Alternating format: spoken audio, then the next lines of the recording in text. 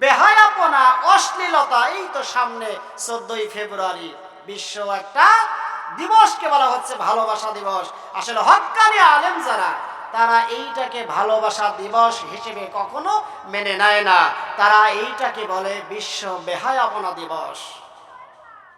ও বাবারা, ও মায়েরা, ও ভাইরা, আমার সন্তান, আমার ছেলে, আমার মেয়ে 14ই ফেব্রুয়ারিতে বাড়ি থেকে কোন পোশাকে বের হয়ে যায় আমাকে একটু লক্ষ্য রাখতে হবে। সে আসলে স্কুলে ড্রেস পরে বাড়ি থেকে বের হয়ে গেল কিনা, কলেজের ড্রেস পরে সে বাড়ি থেকে বের হয়ে গেল কিনা, সেই দিন তার স্কুল আছে কিনা, সেই দিন তার কলেজ আছে কিনা, সেই দিন তার ভার্সিটি আছে কিনা, এইটা আমাদের লক্ষ্য রাখতে হবে। আজকে একটা দিনে এত মানুষ নির্যাতিত হয়, এত মানুষ ধর্ষিত হয়, এত মানুষ লাঞ্ছিত হয়, যেটা সারা বছর মিলেও হয় না। অর্থাৎ সারা বছর মিলে যতগুলো মেয়ে ধর্ষিত না হয়, এই 14ই ফেব্রুয়ারি যখন আসবে তার চাইতে দ্বিগুণ মানুষ ধর্ষিত হচ্ছে। এর কারণ কি? আজকে আমরা কোরআন থেকে দূরে, হাদিস থেকে দূরে, আল্লাহর রাসূলের আদর্শ থেকে আমরা দূরে চলে এসেছি। এজন্য ১৫০০ বছর আগে আল্লাহ রাসূল বলে গেলেন, ওমা যাহারাত ফীহিমুল ফাহিশাতু ইল্লা ফাশা ফীহিমুল মাউত আও ইল্লা যাহারা ফীহিমুত তাউন। যখন মানুষের মধ্যে অশ্লীলতা, বেহায়াপনা ছড়িয়ে পড়বে, তখন তাদের মধ্যে এমন প্রকার রোগ আল্লাহ তাআলা দান করবেন, যেই রোগের চিহ্ন, যেই রোগের নাম নিশানা ইতোপূর্বে মানুষ কখনো শোনে নাই। তাহলে আমাদের কি করতে হবে? এই 14ই ফেব্রুয়ারি যখন আসবে, ভালোবাসা দিবস অবশ্যই আমরা পালন করব। ছেলের সাথে বাবার ভালোবাসা আজীবনের জন্য, মেয়ের সাথে মায়ের ভালোবাসা হবে আজীবনের জন্য, ভাইয়ের সাথে ভাইয়ের ভালোবাসা হবে আজীবনের জন্য, সন্তানের সাথে পিতার ভালোবাসা হবে আজীবনের জন্য, একজন বন্ধুর সাথে আরেকজন বন্ধুত্বের ভালোবাসা হবে আজীবনের জন্য। মুসলমানদের ভালোবাসা একদিনের নয়, মুসলমানদের ভালোবাসা হবে মৃত্যুর আগ পর্যন্ত। এটাই হচ্ছে আমাদের জীবনের ভালোবাসা।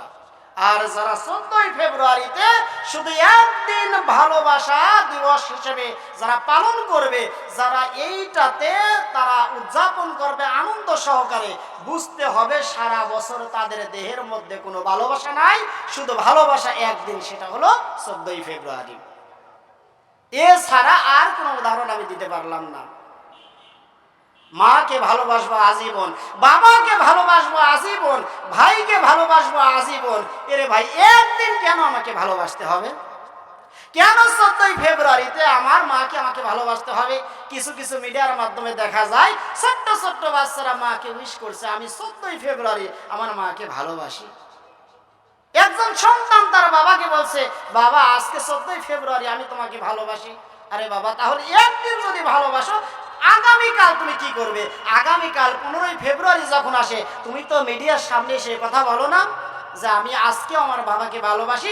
তার মানেও হলো যারা 14ই ফেব্রুয়ারি একটা দিন ভালোবাসে, বাস্তবে তারা শুধু ওই দিনটাই মা বাবাকে, ভাইকে, বন্ধুকে, বান্ধবীকে ভালোবাসে, কিন্তু বাদ বাকি দিনে ভালোবাসে না। ওইটা হচ্ছে নগ্নতা, ওইটা হচ্ছে বেহায়াপনা, ওইটা হচ্ছে অশ্লীলতা। আজকে একটা সামাজিক যোগাযোগের মাধ্যমে যতটুকু তথ্য আমাদের হাতে এসে পৌঁছেছে, এটাই আমাদেরকে নির্দেশ করে যে এই 14ই ফেব্রুয়ারি বিশ্ব বেহায়াপনা দিবস।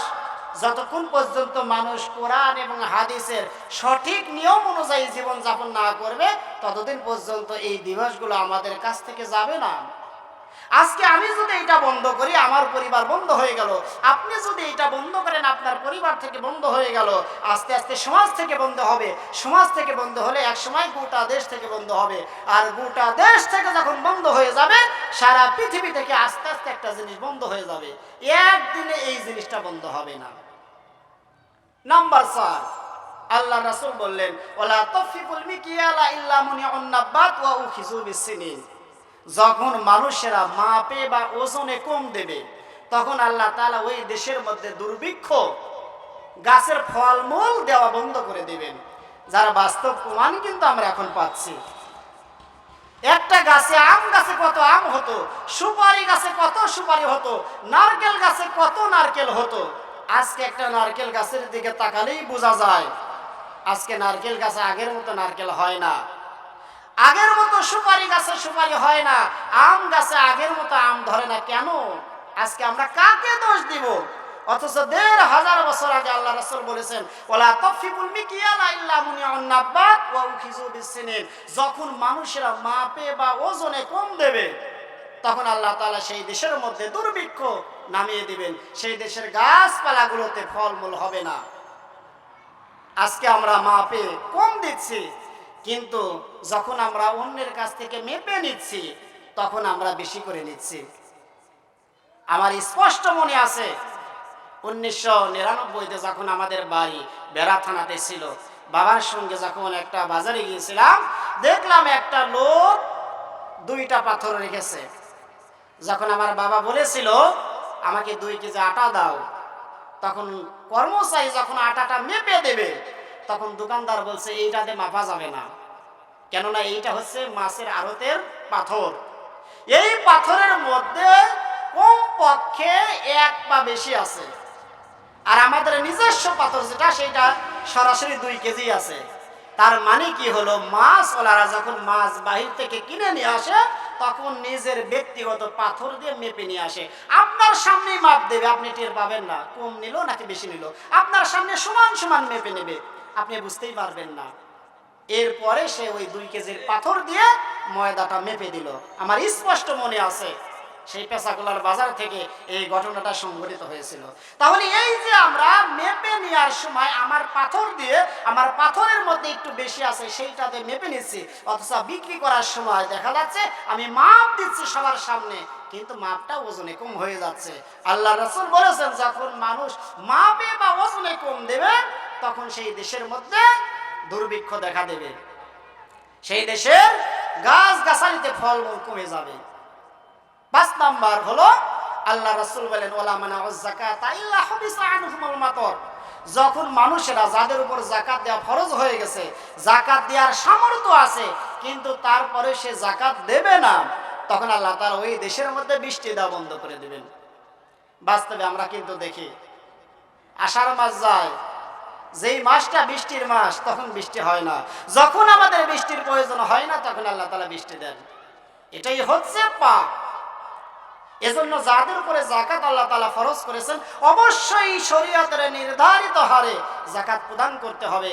আর যাকাত যদি আমরা সঠিক হারে না দেই, তাহলে আল্লাহ তাআলা আকাশ থেকে বৃষ্টি পড়া বন্ধ করে দেবেন।